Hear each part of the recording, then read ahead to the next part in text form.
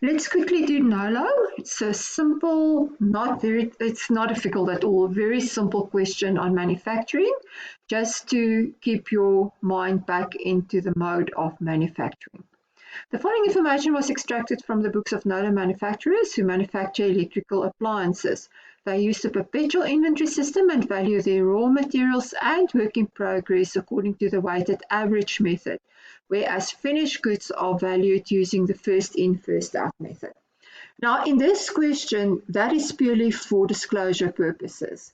But I can give you a question where I'm actually going to require you to use these methodologies in order to calculate the closing balances of all the different classes of inventory on hand at the end of the year.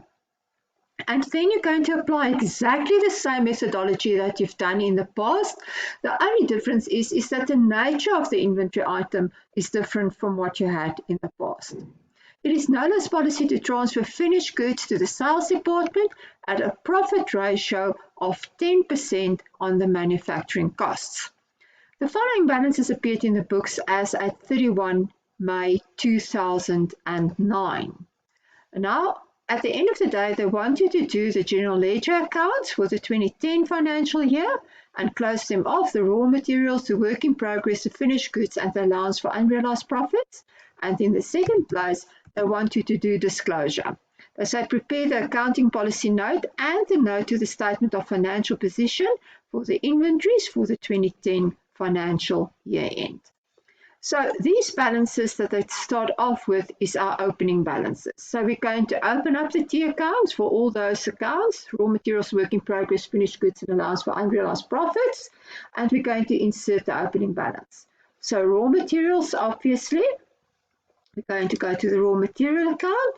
And in the raw material account, we're going to have an opening balance of 56,000 Rand. Then we have work in process, 124,000.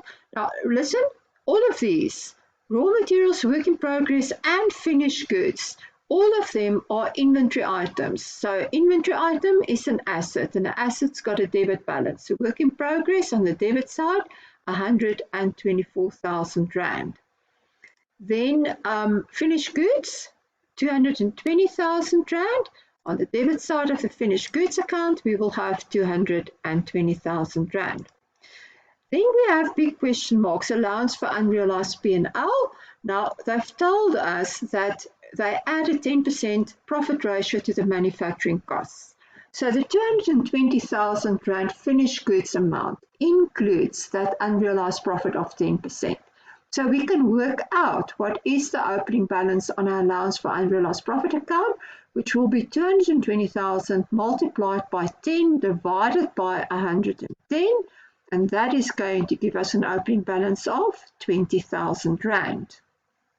Good. Then they give us the information for the period 1 June 2009 to 31 May 2010, so the current year's transactions.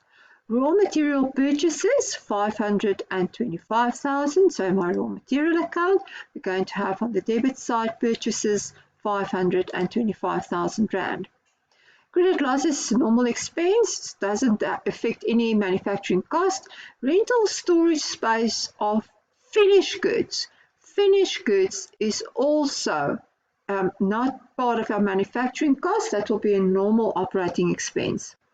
Raw materials returned, 8,000 Rand. Now that will have an impact on our raw material account. On the credit side, we will have 8,000 Rand. The debit entry would have gone against a creditor's account. Settlement discount received. Now the only stuff that we actually buy is our raw material. So therefore that settlement discount was on our raw material purchases. So on the credit side, the settlement discount received 12,000 Rand. Customs duty paid on purchases, 7,500. It is a raw material purchase related cost, so it will go to the debit side of our raw material account, 7,500 Rand. Wages of the cleaning staff at the plant, 24,000. Now that is an overhead cost, so we're going to put that to our overhead cost, wages, 24,000 Rand. Depreciation, manufacturing plant, 28,000 Rand. That's also an overhead cost, So there it is, depreciation on the plant, 28,000 Rand. Freight on purchases. Now again, the only purchases that we've done is raw materials, so that forms part of the raw material cost. So we would have debited our raw material account with freight charges, 9,000 Rand. Good. Direct labour, it would have gone to its own account, but at the end of the day we would have closed off our direct labour to our work in process account. So we would have credited then the direct labour and debited the work in process account with that amount of 425,000. So direct labour, 425,000 against work in progress. Other indirect labour, that's an overhead cost, so that is 80,000. That will go to my overheads. There it is, indirect labour, 80,000. Salaries of the admin staff. Admin staff is a normal operating expense, got absolutely nothing to do with our production costs, so you're going to omit that. Depreciation office buildings, got nothing to do with the production process, so you're going to omit that. These two are normal operating expenses that you will have in your income statement.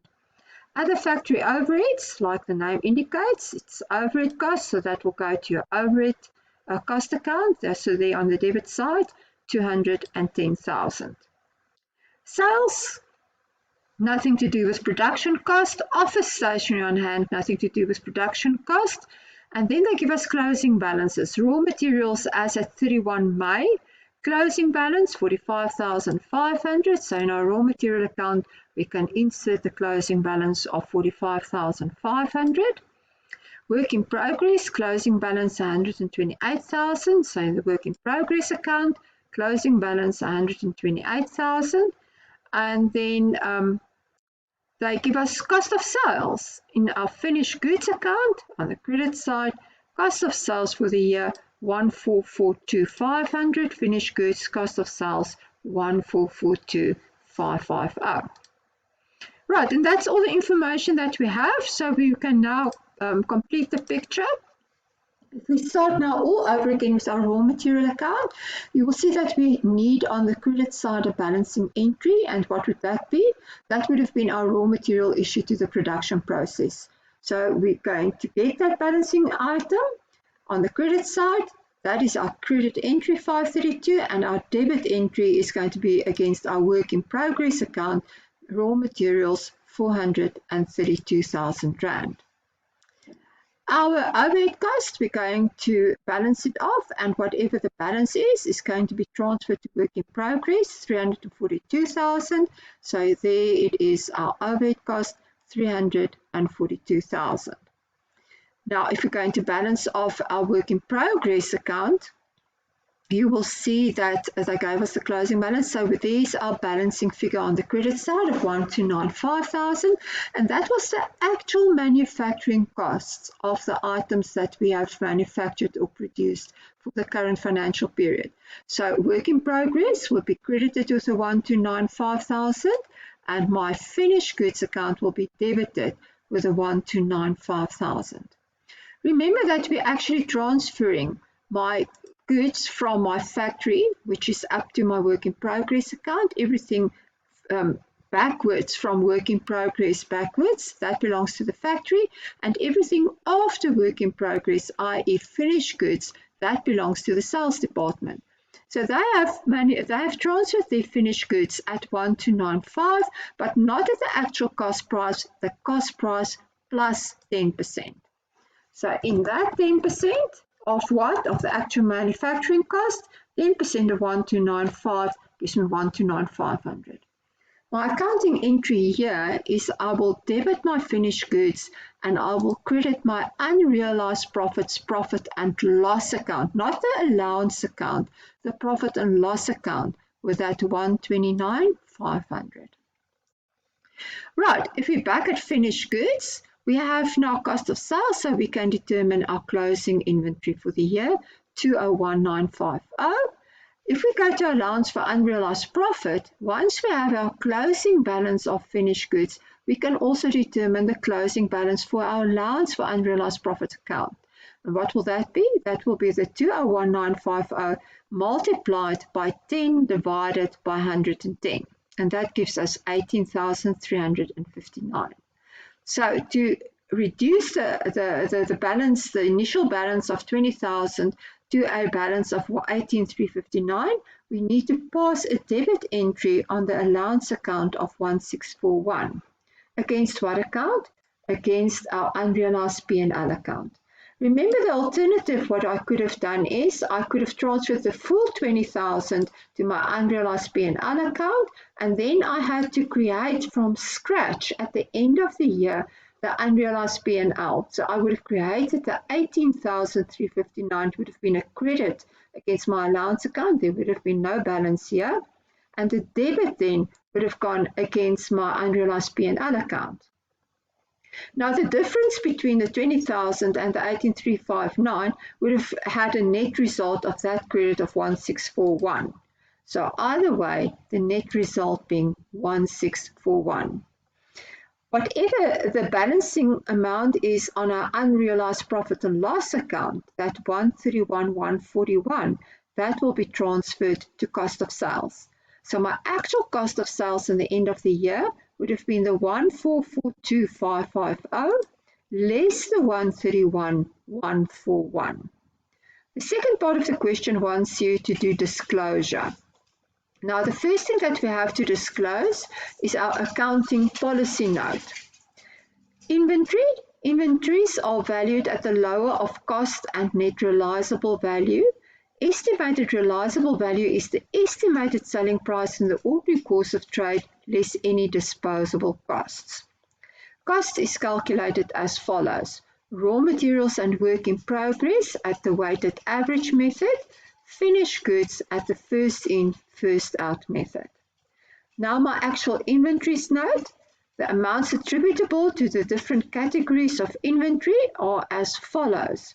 Raw materials, and now if we go back to your raw material account, my closing balance 45,500, 45,500. Work in progress, if we go back to the work in progress account, closing balance 128,000, 128,000.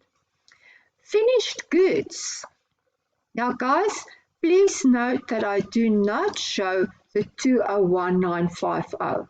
I show the 201950 less the 18,359, and I only show the net amount of 183,581. Then the question also tells you that at year end we had office stationery on hand of 6,000 Rand, so our consumable stock at year end, stationery on hand 6,000 Rand.